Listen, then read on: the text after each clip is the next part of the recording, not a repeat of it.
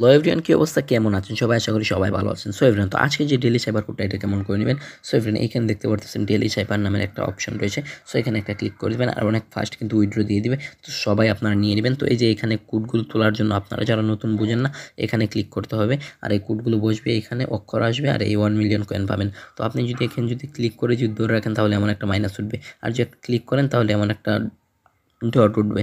So everyone, তো আজকের time বলে দিচ্ছি। তো একটু ক্লিক করে ধরে রাখবেন, তারপর 3টা ট্যাপ করবেন, দেখবেন একটা বি আসবে।